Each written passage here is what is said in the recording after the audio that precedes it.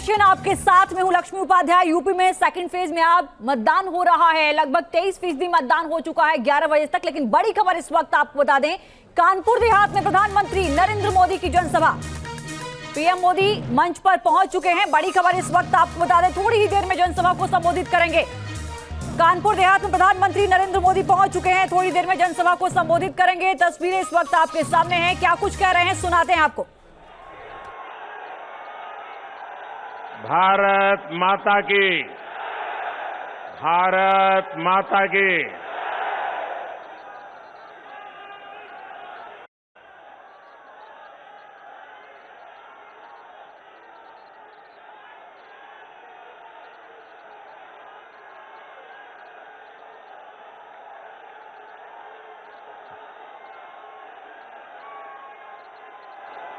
मैं सोच रहा था, इतने दिनों से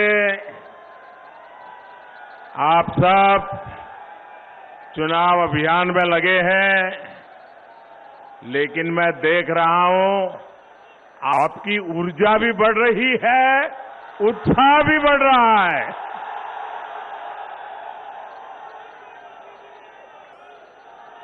दिसंबर महीने में मैं कानपुर शहर में मेट्रो का लोकार्पण करने के लिए आया था और मैंने देखा हजारों हजारों लोग, माताएं बहनें मुझे आशीर्वाद देने के लिए आए हुए थे। आज कानपुर देहात भी हम सभी पर ऐसा ही स्नेह दिखा रहा है। आपका ये प्यार ही मुझे निरंतर प्रेरित करता है कि आपके लिए दिन रात मेहनत करो, दिन रात आपके लिए मैं खुद को खपाता रहूं। साथियों, कानपुर देहात बिठूर की इस पावन धरती में हमें गुरु परंपरा से लेकर आजादी तलक हर प्रकार का जीवन में एक ललक, एक जोम, एक कमिटमेंट हमें नजर आता है। आज हमारे साथ जालौन के भी लोग वर्चुअली जुड़े हुए हैं। हाथ से बने रंग बिरंगे कागजों के लिए प्रसिद्ध जालौन की धरती को भी मैं प्रणाम करता हूं। साथियों, मैं कानपुर देहात का एक और वजह से बहुत आभारी हूं। कानपुर देहात ने अपने सपूत को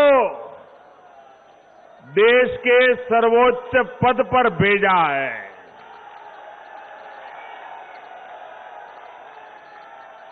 मैं जब भी हमारे आदरणीय राष्ट्रपति जी से मिलने जाता हूं तो वो मुझसे आप लोगों के बारे में, कानपुर देहात जिले के जीवन के बारे में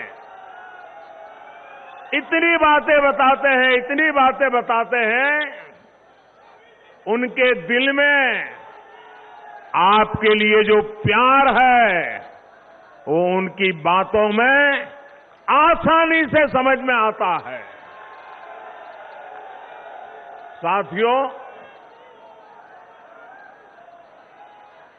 साथियों, आज उत्तर प्रदेश में दूसरे चरण और उत्तराखंड में और गोवा में मतदान हो रहा है। मैं सभी मतदाताओं, विशेषकर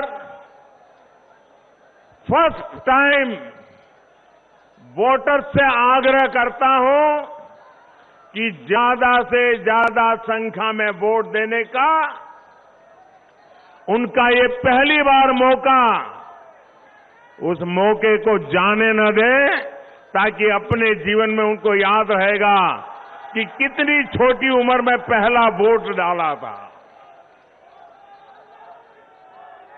आज उत्तराखंड में भी चुनाव हो रहा है, आज गोवा में भी चुनाव हो रहा है, और अब जब गोवा में चुनाव हो रहा है तो मैं देश के मतदाताओं के सामने, और विशेषकर जहां चुनाव चल रहा है वहां के मतदाताओं को भी एक बात से अवगत कराना चाहता हूं। मैंने कल गोवा के एक अखबार का इंटरव्यू देखा। देखिए, चुनाव गोवा में चल रहा है और टीएमसी, ममता बनर्जी की पार्टी, उनके एक नेता, उसने गोवा में वो चुनाव पहली बार लड़ रहे हैं और उनको पूछा गया कि यहां आपकी पार्टी का कोई वजूद तो है नहीं, आप यहां चुनाव लड़ने क्यों आए हो? तो उन्होंने क्या जवाब दिया? वो जवाब देश के इलेक्शन कमीशन के लिए भी गौर करने जैसा है, हिंदुस्तान के मतदाताओं को भी गौर करने जैसा है, और मेरे उत्तर प्रदेश के मतदाताओं को भी गौर करने जैसा है। क्या जवाब दिया? बंगाल की टीएमसी पार्टी जो गोवा में चुनाव लड़ने गई है, वो कहती है हमने तो उस पार्टी से इसलिए गठबंधन किया है क्योंकि हम गोवा में हिंदू वोटों को बांटना चाहते हैं। आप देखिए, ये हिम्मत, क्या ये लोकतंत्र, ये सेकुलरिज्म है क्या?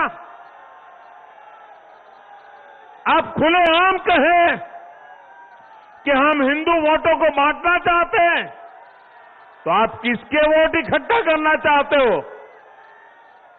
ये भेदभाव, क्या ये भाषा लोकतंत्र की है क्या?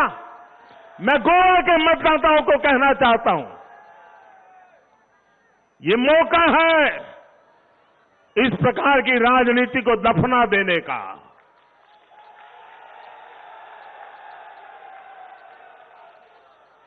मेरे प्यारे साथियों, उत्तर प्रदेश में दूसरा चरण का जो ट्रेंड आया है और पहले चरण की वोटिंग जो हुई है, इसने 4 बातें बहुत साफ कर दी है। पहला, भाजपा की सरकार, योगी जी की सरकार फिर से आ रही है, जोर शोर से आ रही है, गाजे बाजे के साथ आ रही है। दूसरा, हर जाति, हर बिरादरी के लोग, हर वर्ग के लोग बिना बटे, गांव और शहर बिना बटे, आज बिना किसी भ्रम में पड़े एकजुट होकर यूपी के तेज विकास के लिए वोटिंग करके पहले फेज में बीजेपी को बहुत आगे बढ़ा दिया है और दूसरा फेज भी बढ़ रहा है। तीसरा, हमारी माताओं बहनों ने, हमारी बेटियां ने बीजेपी की जीत का झंडा खुद उठा लिया है।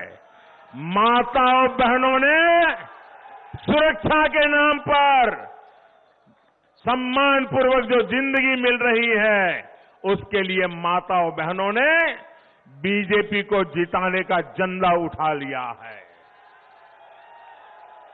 चौथा, ये पहले 2 चरण के आधार पर मैं विश्वास से कह रहा हूं। चौथा, मेरी मुस्लिम बहनें चुपचाप बिना किसी शोर शराबे के मन बनाकर मोदी को आशीर्वाद देने के लिए घर से निकल रही है।